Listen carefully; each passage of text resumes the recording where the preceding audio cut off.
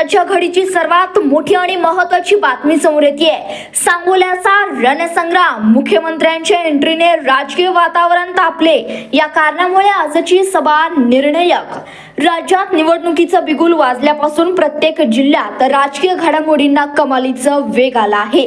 बड्या नेत्यांच्या हालचाली आणि सभा प्रचारांची चढाओढ शिगेला पोहोचली आहे। याच पार्श्वभूमीवर आता सर्वांचं लक्ष वेधलं आहे ते सांगोला मतदारसंघाकडे। या भूमीत सध्या जोरदार राजकीय वारं वाहत आहे आणि प्रचाराची रणधुमाळी सुरू झाली आहे। या निर्णायक क्षणी सांगोल्याच्या लढाईला अधिक धार देण्यासाठी राज्याचे मुख्यमंत्री देवेंद्र फडणवीस यांनी आज रोजी प्रचाराचा हाय व्होल्टेज दौरा आयोजित केला आहे। त्यांची आजची भव्य सभा सांगोल्याच्या राजकारणातील पुढील दिशा ठरवणारी निर्णायक ठरणार आहे। मुख्यमंत्री सांगोल्यात नेमकी कोणती रणनीती घेऊन येत आहेत ते पाहूयात। महाराष्ट्राच्या विधानमंडळामध्ये शेतकऱ्यांचा आणि कामगारांचा आवाज बुलंद केला ते आमचे गणपतराव आबासाहेब देशमुख यांना विनम्र आदरांजली अर्पित करतो। आजचा दिवस हा माझ्याकरता याकरता अतिशय आनंदाचा आहे की 20-22 वर्ष 25 वर्ष जवळपास आबासाहेबांशी माझा अतिशय जवळचा संबंध राहिला, ज्याला आपण अतिशय मनाचा संबंध म्हणतो अशा प्रकारचा त्यांचा माझा संबंध होता। पण एक गोष्टीची खंत मला नेहमी असायची की मी जेव्हा जेव्हा सांगोल्यात यायचो आबासाहेबांच्या विरोधात मत मागायला यावं लागायचं, कारण त्यांचा पक्ष वेगळा आमचा पक्ष वेगळा।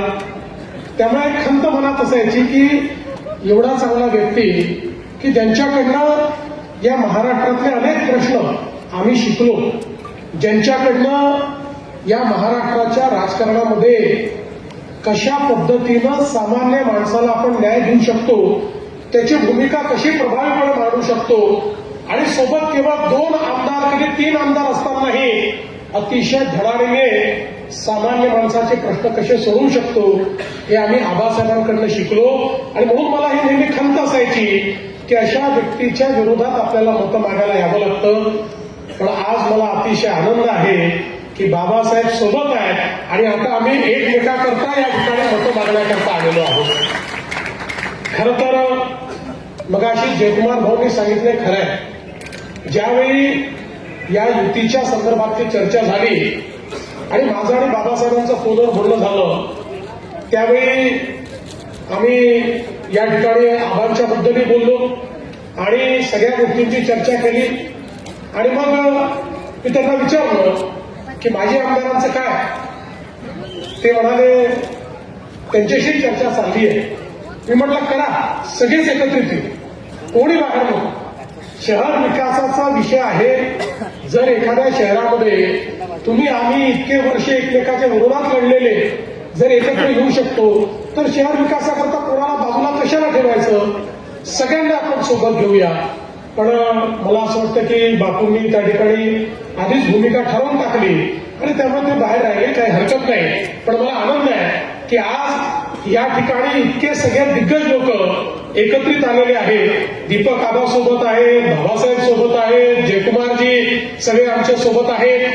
त्यामुळे मला विश्वास आहे की आता सांगोला शहराचा विकास हा कोणीही थांबवू शकणार नाही।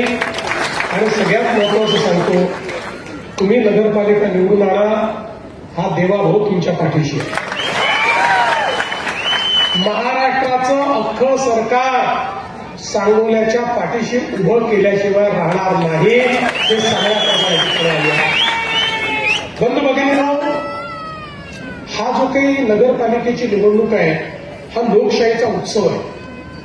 आपल्या देशामध्ये भारतरत्न डॉक्टर बाबासाहेब आंबेडकरांनी आपल्याला संविधान दिलं आणि या संविधानाने आपल्याला लोकशाही दिली आणि या लोकशाहीमध्ये आपल्यापैकी प्रत्येकाला एका मताचा अधिकार दिला। किती सुंदर अशा प्रकारची लोकशाही आहे बघा। टाटा, बिर्ला, अडाणी, अंबानी यांनाही एक मत आणि तुम्हाला मलाही एकच मत, प्रत्येकाला एकाच मताचा अधिकार या लोकशाहीने दिला आणि सोबत एक जबाबदारी तर आपल्यावर टाकली। आज आपल्या जीवनाचं, आपल्या भविष्याचं, भवितव्याचा निर्णय हा आपण करतो. लोकसभेमध्ये आपण प्रधानमंत्री कोण झालं पाहिजे म्हणून त्या ठिकाणी मतदान करतो. विधानसभेमध्ये आपल्या मतांच्या भरोशावर मुख्यमंत्री तयार होतो आणि आपल्या शहरामध्ये आपण ज्याला निवडून देतो तो शहराचं राज्य चालवतो किंवा शहराचं प्रशासन चालवतो. आणि म्हणून या लोकशाहीने सगळ्यात मोठं परिवर्तन काही केलं तर अनेक शतकं आपल्या देशात राजेशाही होती आणि राजेशाहीमध्ये राणीच्या पोटातून जो जन्म घ्यायचा तो राजा व्हायचा. पण आपल्या संविधानाने सांगितलं की या ठिकाणी राणीच्या पोटी जन्म घेणारा आता राजा होणार नाही, मताच्या पेटीतून जो जन्म घेईल तो या ठिकाणी राज्यकारभार चालवेल आणि तोच सेवक म्हणून काम करेल.